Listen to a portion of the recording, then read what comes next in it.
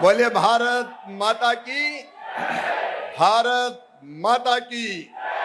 ప్రియమైన ఆంధ్రప్రదేశ్ ప్రజలారా, మీ అందరికీ నా వినమ్ర నమస్కారాలు. मंच पर विराजमान आंध्र प्रदेश के यशस्वी, विजनरी, डायनेमिक, पहले आईटी मैन, फिर एआई मैन और अब तो एक नए युग की तरफ आंध्र प्रदेश को ले जाने वाले मुख्यमंत्री श्रीमान चंद्रबाबू नायडू जी, आदरणीय भूपति राजी श्रीनिवास वर्मा जी, आदरणीय पेमासानी चंद्रशेखर जी, कुंडला दुर्गेश जी, पोंगरू नारायण जी, सत्य कुमार जी, हमारे भारतीय जनता पार्टी के प्रदेश के अध्यक्ष, उनको मैं बधाई और धन्यवाद दोनों देता हूं अटल मोदी सुपरिपालना यात्रा के लिए.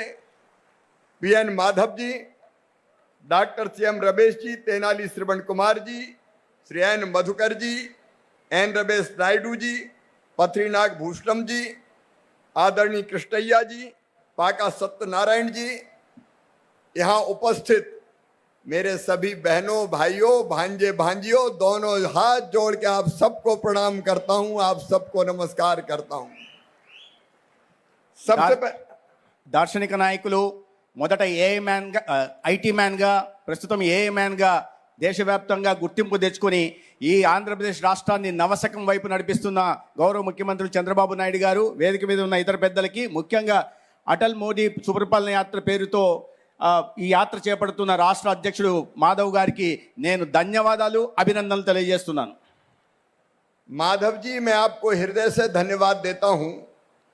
आपने अचानक मुझे इस यात्रा में बुला लिया और मेरे हाथों को यह सौभाग्य मिला कि बाबूजी के साथ मैंने आज अटल जी की प्रतिमा का अनावरण किया. पहले तय नहीं था, लेकिन अचानक मुझे कहा कि आना है. मैं आंध्र प्रदेश को प्यार करता हूं, आंध्र प्रदेश की महान जनता को प्यार करता हूं, यहाँ के कार्यकर्ताओं को प्यार करता हूं, चंद्रबाबू नायडू जी को प्यार करता हूं, आप सबको प्यार करता हूं. I love you.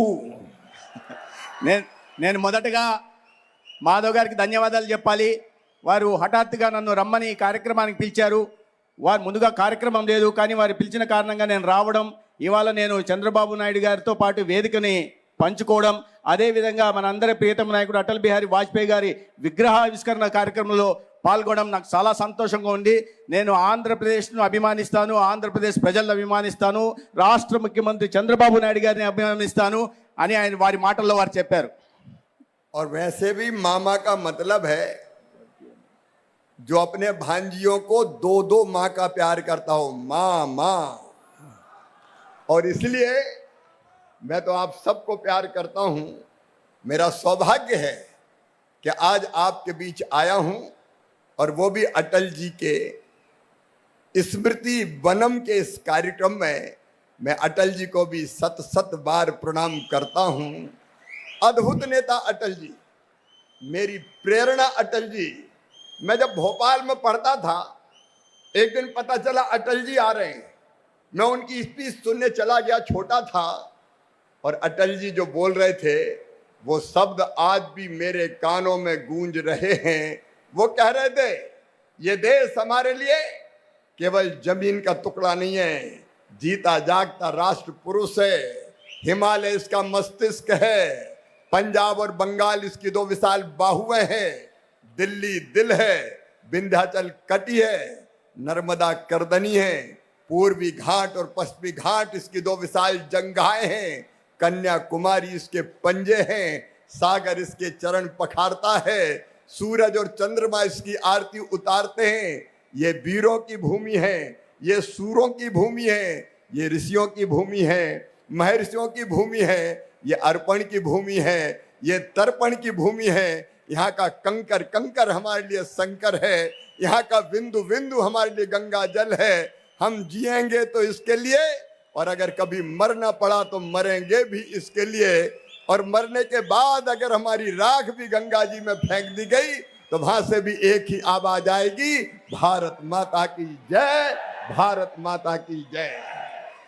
హిందీలో అమ్మని మా అంటారు, దాన్ని మధ్యప్రదేశ్లో మామా అంటారు. అంటే మా 2 సార్లు అమ్మ అమ్మ అని ప్రేమ పంచుకునే అవకాశం నాకు కలిగింది. ఇవాళ ఈ కార్యక్రమంలో పాల్పంచుకుంటున్నాను కూడా నేను అదే రకంగా ఆనందిస్తున్నాను. మన అటల్ బిహారీ వాజ్పేయి గారు ఒక దార్శనిక నాయకుడు, అద్భుత నాయకుడు. నేను ఆనాడు భోపాల్ కళాశాలలో చదివేవాడిని, చిన్నవాడిగా ఉండేవాడిని. వారు వస్తున్నారని తెలిసి వారి ప్రసంగం వినడానికి వెళ్ళాను. ఆ ప్రసంగం విన్నాను. ఆనాడు విన్న ప్రసంగం ఈవాడు కూడా నా చెవుల్లో గింగుర్లు తిరుగుతోంది.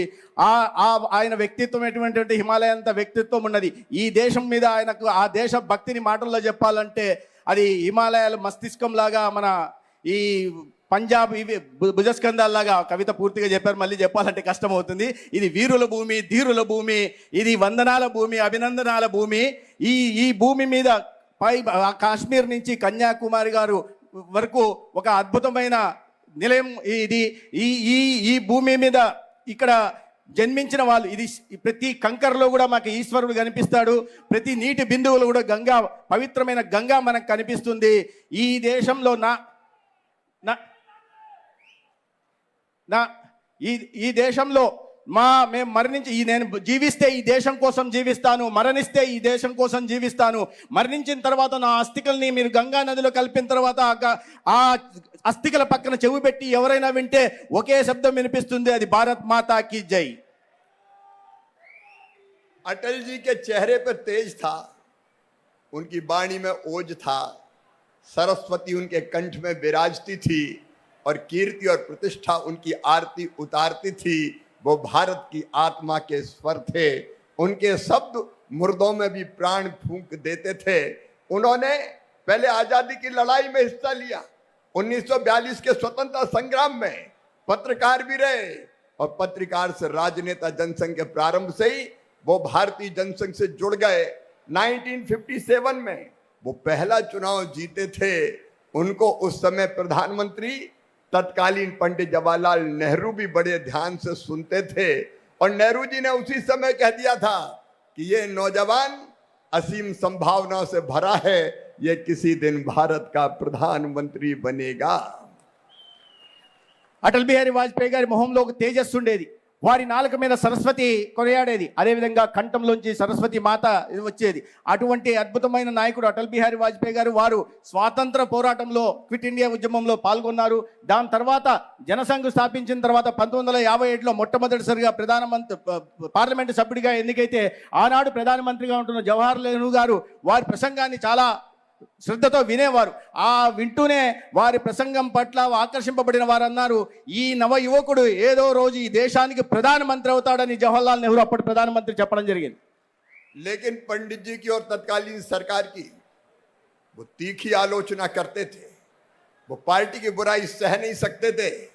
एक बार पंडित जवाहरलाल नेहरू जी ने जनसंघ की आलोचना की तो अटल जी ने कहा, पंडित जी मुझे पता है आप शीर्षासन करते हो, लेकिन मेरी पार्टी की उल्टी तस्वीर मत दिखाओ। ఆయన అజాత శత్రువు, అందరి వాడిగా మన్ననలు పొందాడు. కానీ ఆయన సిద్ధాంతం విషయంలో ఏనాడు రాజీ పడేవాడు కాదు. ఆనాడు ప్రధానమంత్రిగా ఉంటున్న నెహ్రూ గారు పార్టీని విమర్శిస్తున్నప్పుడు ఆయన ఒకసారి సందర్భం లేచి చెప్పారు, నెహ్రూ గారు మీరు శీర్షాసనం వేస్తారన్న విషయం నాకు తెలుసు, కానీ నా పార్టీని తిరిగిదిప్పి చూపించి వేరే రకంగా చూపించే ప్రయత్నం మాత్రం చేయవద్దని చెప్పారు. वो देश को सर्वोपरि मानते थे, कहते थे दल से ऊपर देश। वो कहते थे पार्टियां आएंगी जाएंगी, सरकार बनेगी बिगड़ेंगी, लेकिन देश हमेशा रहना चाहिए और देश का लोकतंत्र अमर रहना चाहिए। ఆయన అపర దేశభక్తుడు. ఒక సందర్భంలో ఆయన చెప్పారు, పార్టీలు వస్తాయి పోతాయి, ప్రభుత్వాలు ఏర్పడతాయి నశిస్తాయి, కానీ ఈ దేశం మాత్రం శాశ్వతంగా ఉంటుంది. ఈ దేశంలో ఆ భావన శాశ్వతంగా ఉండాలి, దేశభక్తి ఆ భావన, ఇది నా దేశం అనే భావన కొనసాగాలి అని చెప్పారు. इसी देशभक्ति के कारण जब 1971 में पाकिस्तान से युद्ध हुआ तब अटल जी ने कह दिया, हम पूरी ताकत से इंदिरा जी के साथ खड़े हैं। मित्रों कितना फर्क है। अभी ऑपरेशन सिंदूर हुआ, जब हमारी सेनाएं पाकिस्तान को जवाब दे रही थी, आतंकवादियों को निस्त नाबूद कर रही थी, तब अभी नेता प्रतिपक्ष कमियां निकालने में लगे थे मोदी जी देश का नुकसान हो जाए लेकिन मोदी जी नीचा देखें, ये भाव आज था। लेकिन तब अटल जी ने क्या दिया था, देश सबसे पहले। हम देश के लिए इंदिरा गांधी के साथ भी पूरी ताकत से खड़े हैं। అటల్ బిహారీ వాజ్పేయి గారికి అన్నిటికన్నా దేశ భద్రత ముఖ్యం, దేశం ముఖ్యమన్న విషయం మనకు తెలుసు. దాని కారణంగానే 1971లో పాకిస్తాన్లో యుద్ధం జరుగుతున్నప్పుడు ఆనాటి ప్రధానమంత్రి ఇందిరాగాంధీ గారిని పూర్తిగా సమర్థించిన విషయం కూడా మనం అందరం గుర్తు చేసుకోవాల్సి ఉంది. కానీ ఇవాళ పరిస్థితి ఎలా మార్పు వచ్చిందంటే, అదే ఇందిరాగాంధీ గారి మనవడిగా ఉంటున్న ప్రతిపక్ష నేత మన దేశం మీద పక్కన పొరుగు దేశం ఉగ్రవాద దాడి చేస్తే ఆ విషయంలో మనం ఆపరేషన్ సింధూర్ ద్వారా ఆ దేశానికి బుద్ధి చెప్పి ఆ ఉగ్రవాదుల్ని ఏరివేసే ప్రయత్నం చేస్తూ ఉంటే, ఇవాళ ప్రతిపక్ష నాయకుడిగా ఉంటున్న బాధ్యత రాహిత్యంగా వ్యవహరిస్తున్న రాహుల్ గాంధీ గారు మోదీ గారు ఇదేంటి అని ప్రశ్నిస్తున్నాడు. సింధూర్ జరిగిందా, మీరు ఉగ్రవాద శిబిరాలను ధ్వంసం చేశారా అని ప్రశ్నిస్తున్నారు. అంటే ఎంత బాధ్యత రాహిత్యంగా వ్యవహరిస్తున్నారో గుర్తు చేసుకోవాలి. भारत के विदेश मंत्री के रूप में उन्होंने भारत की एक नई छाप पूरी दुनिया पर छोड़ी। और तब जब नरसिम्हा राव जी को जरूरत पड़ी प्रधानमंत्री रहते हुए कि जिनेवा में भारत के प्रतिनिधिमंडल का नेतृत्व कौन करे, पाकिस्तान का कश्मीर के संबंध में प्रस्ताव गिराना था, तो नरसिम्हा राव जी को भी एक ही नाम याद आया, अटल बिहारी वाजपेयी। और अटल जी उस प्रतिनिधिमंडल के मुखिया बन के गए और पाकिस्तान को परास्त होना पड़ा, उसका प्रस्ताव गिर गया। అద్భుతమైన విదేశాంగ నీతికి పెట్టిన పేరు అటల్ బిహారీ వాజ్పేయి గారు.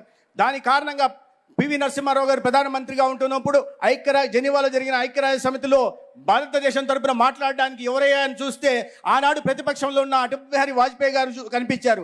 అటల్ బిహారీ వాజ్పేయి గారు అయితేనే జమ్మూ కాశ్మీర్ విషయంలో ఐక్యరాజ్య సమితిలో అద్భుతంగా వాదించి పాకిస్తాన్కి గుణపాఠం చెప్పగలరని ఆయన భావించారు.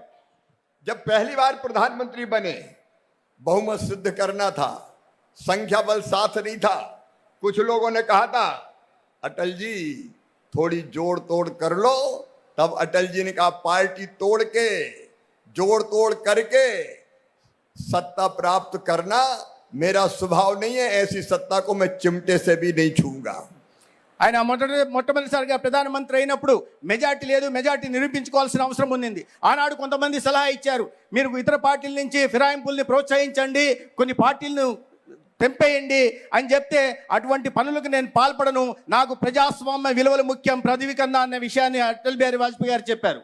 और 98 में जब अटल जी फिर से प्रधानमंत्री बने, मैं जानता हूं अटल जी के और चंद्रबाबू नायडू जी के संबंध कितने मधुर थे।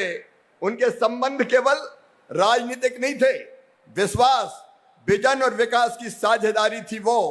और उस समय आदरणीय चंद्रबाबू नायडू जी एनडीए के संयोजक भी थे।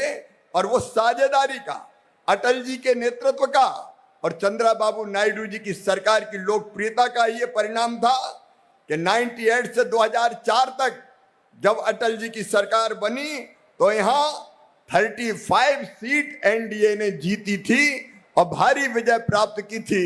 और प्रधानमंत्री बनने के बाद अटल जी ने पोखरण में परमाणु विस्फोट किया, दुनिया की परवाह नहीं की, सीआईए देखते रह गया, उनके अमेरिका के उपग्रह घूमते रह गए, पोखरण में परमाणु विस्फोट करके भारत को परमाणु शक्ति संपन्न राष्ट्र बनाया, तो श्रीमान अटल बिहारी वाजपेयी ने बनाया। తర్వాత రెండోసారి ప్రధానమంత్రిగా 95లో అయిన తర్వాత నేను గుర్తు చేసుకుంటున్నాను, ఆనాడు చంద్రబాబు నాయుడు గారితో అటల్ బిహారీ వాజ్పేయి గారికి సత్సంబంధాలు ఉండేవి. అవి కేవలం రాజకీయ సంబంధాలు మాత్రమే కాదు, విజన్కి సంబంధించిన, అభివృద్ధికి సంబంధించిన సంబంధాలు కూడా వారి మధ్య ఉండేవి. అదేవిధంగా ప్రధానమంత్రి అయిన తర్వాత ఈ దేశ భద్రతకు పెద్దపీట వేస్తూ ఆనాడు పోఖ్రాన్ అణు పరీక్షలు నిర్వహించాడు. ఆ సందర్భంగా అగ్రదేశంగా ఉంటున్న అమెరికా ఆంక్షలు పెట్టినప్పటికీ కూడా ఎక్కడ కూడా వెనకాడకుండా ఒక భారతదేశాన్ని అణ్వాయుధ దేశంగా తీర్చిదిద్ది ఇవాళ ప్రపంచంలో మిగతా దేశాలతో సమఉజ్జిగా నిలబెట్టారు. एक विकास के नए युग का प्रारंभ हुआ एनडीए की सरकार में। आंध्र प्रदेश के विकास को भी आदरणीय चंद्रबाबू नायडू जी ने एक नई दिशा देने का काम किया। और आज मुझे आनंद प्रसन्नता है कि उस काम को श्रीमान नरेंद्र मोदी जी और आंध्र में चंद्रबाबू नायडू जी फिर मिलकर आगे बढ़ाने का काम कर रहे हैं। ఆ సమయంలో ఇద్దరు అటల్ బిహారీ వాజ్పేయి గారు, చంద్రబాబు నాయుడు గారి నాయకత్వంలో ఆంధ్రప్రదేశ్ అభివృద్ధి పదంలో సాగిన విషయం మన అందరికీ తెలుసు. మళ్ళీ ఇవాళ నరేంద్ర మోడీ గారు, చంద్రబాబు నాయుడు గారు ఇద్దరు కలిసి ఆంధ్రప్రదేశ్ని అభివృద్ధిలో అగ్రపథాన్ని తీసుకెళ్లే ప్రయత్నం చేస్తున్నారు. నాడు చంద్రబాబు నాయుడు గారు ఎన్డీఏలో కేవలం భాగస్వామిగా మాత్రమే కాదు, ఎన్డీఏకి రథసారథిగా కూడా కొనసాగిన విషయాన్ని గుర్తు చేసుకోవాలి. अटल जी के नेतृत्व में चाहे गांव का विकास हो, प्रधानमंत्री ग्राम सड़क योजना बनी, स्वर्णिम चतुर्भुज बना, उस समय सर्व शिक्षा अभियान आया।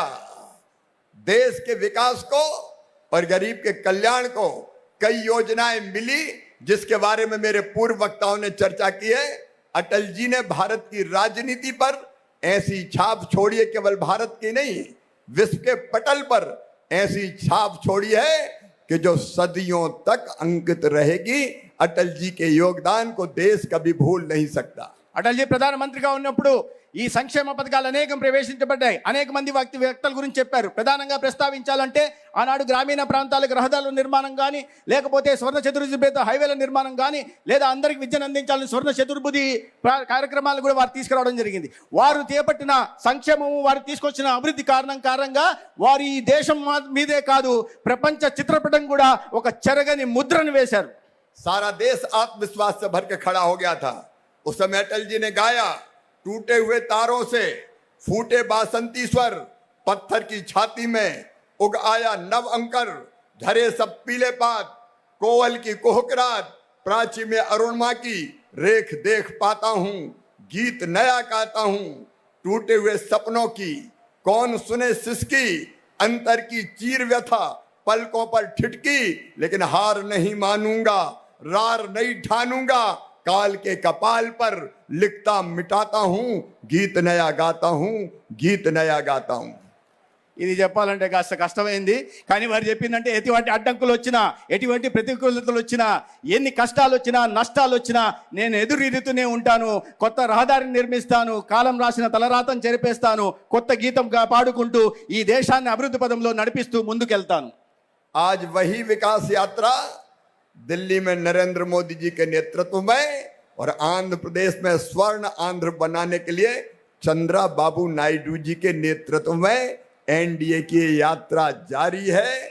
सचमुच में आज मुझे कहते हुए प्रसन्नता है कि श्रीमान नरेंद्र मोदी जी और चंद्रबाबू नायडू जी एक और एक दो नहीं है, एक और एक 11 है। ये सब पे भारी है जोड़ी। लगातार देश भी आगे बढ़ रहा है, जहां मोदी जी के नेतृत्व में एक वैभवशाली भारत, एक गौरवशाली भारत, एक संपन्न भारत, समृद्ध भारत, शक्तिशाली भारत, आत्मनिर्भर भारत और विकसित भारत का निर्माण हो रहा है। वहीं चंद्रबाबू नायडू जी के नेतृत्व में अब आईटी पुरुष अब आंध्र प्रदेश को क्वांटम युग की तरफ ले जा रहे हैं और सारा देश आश्चर्य के साथ देख रहा है। ఆనాడు అటల్ బిహారీ అభివృద్ధి మీద వేసిన పునాదుల కారణంగా ఇవాళ దేశం ముందుకు పోతుంది, ఆంధ్రప్రదేశ్ కూడా ముందుకు పోతుంది. అనేక రకాలైన కార్యక్రమాలు తీసుకురావడం జరిగింది. దానివల్ల అభివృద్ధి కేంద్రంలో కానీ రాష్ట్రంలో జరుగుతుంది. నరేంద్ర మోడీ గారు, చంద్రబాబు నాయుడు గారు వేరు కాదు, ఒకటి కలిస్తే 2 గారు, వీళ్ళిద్దరూ కలిస్తే 11 అవుతుందనే విషయాన్ని మనం గుర్తుపెట్టుకోవాలి. ఆనాడు ఐటీ పురుషుగా ఉంటున్న చంద్రబాబు నాయుడు గారు, అభివృద్ధి ప్రదాతగా ఉంటున్న నరేంద్ర మోడీ గారి నాయకత్వంలో రాష్ట్రం కూడా ప్రతిపదాన్ని నడుస్తుంది. ఒక శక్తివంతమైన దేశం నిర్మాణం అవుతుంది, ఒక స్వయం సమృద్ధ దేశం అవుతుంది, ఒక భారత్ నిర్మాణం అవుతుంది, ఒక వికసిత భారత్ కూడా నిర్మాణం జరుగుతుంది.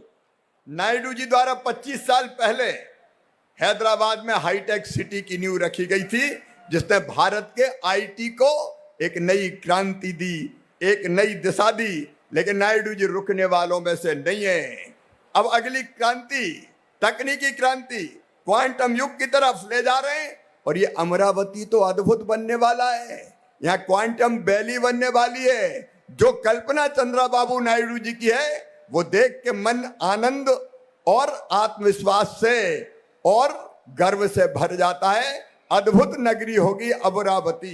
25 సంవత్సరాల క్రితం ఆంధ్రప్రదేశ్లో ఐటీకి పెద్దపీట వేసి ఐటీ రాజధానిగా నిర్మించిన చంద్రబాబు నాయుడు గారు ఇవాళ మళ్ళీ అదే టెక్నాలజీని మరింత ముందుకు తీసుకెళ్తూ ఆర్టిఫిషియల్ ఇంటెలిజెన్స్ కానీ, క్వాంటమ్ కంప్యూటింగ్ కానీ పెద్దపీట వేస్తూ అదే సమయంలో ఆంధ్రప్రదేశ్లో ఒక ఈ అద్భుతమైన అమరావతి రాజధాని నిర్మాణం కూడా చేస్తున్నారు. వారు చేస్తున్న అభివృద్ధిని చేస్తుంటే నాకు చాలా సంతృప్తికరంగా, సంతోషంగా కూడా ఉంది. healthy Andhra Pradesh, wealthy Andhra Pradesh and happy Andhra Pradesh ये चंद्रबाबू नायडू जी के नेतृत्व में बनने जा रहा है। और उसमें भारत सरकार प्रधानमंत्री जी के नेतृत्व में जो सहयोग कर सकती है, हम कोई कसर नहीं छोड़ेंगे। कदम से कदम और कंधे से कंधा मिलाकर चलेंगे। एग्रीकल्चर और रूरल डेवलपमेंट में भी जो काम संभव है आंध्र प्रदेश के लिए कोई कमी नहीं होगी। और एग्रीकल्चर में तो मैं आपसे भी सहयोग चाहूंगा और सीखना भी चाहूंगा। मिलके कृषि का एक नया युग कैसे प्रारंभ करें, किसानों की खेती को कैसे लाभ का धंधा बनाएं, हम मिलकर काम करेंगे।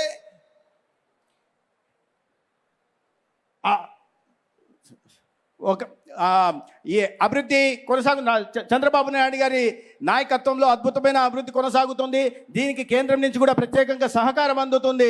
మేము చంద్రబాబు నాయుడు గారితో కలిసి అడుగులో అడుగు వేస్తూ భుజం భుజం కలుపుతూ ఈ రాష్ట్ర అభివృద్ధికి సహకారం అందించడానికి నరేంద్ర మోడీ గారు సిద్ధంగా ఉన్నారు. అదేవిధంగా వ్యవసాయ శాఖ మంత్రిగా కూడా ఏ రకమైన సహకారం అందించాలన్నా అందించి ఈ రాష్ట్రంలో రైతుల జీవితాల్లో సంతోషాన్ని నింపుతూ ఒక చంద్రబాబు నాయుడు గారు ఒక లక్ష్యాన్ని నిర్మించుకొని ఒక స్వర్ణాంధ్రప్రదేశ్, ఒక ఆరోగ్యవంతమైన, ఒక సుసంపన్నమైన, ఒక సంతోషకరమైన ఆంధ్రప్రదేశ్ నిర్మించాలని లక్ష్యాన్ని పెట్టుకున్నారో ఆ లక్ష్యం దిశగా వారితో పాటు మేము కలుస్తూ ముందుకు తీసుకెళ్తాం.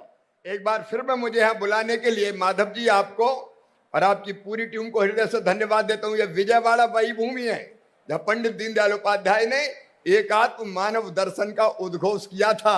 और इसलिए विजयवाड़ा से और हमारे इस पूरे आंध्र प्रदेश से मैं जी जान से प्यार करता हूँ। जब भी पुकारोगे आंध्र प्रदेश की सेवा करने के लिए मामा को आपके बीच पाओगे। बहुत बहुत धन्यवाद, प्रणाम, नमस्कार। बोलिए भारत माता की, भारत माता की, भारत माता की।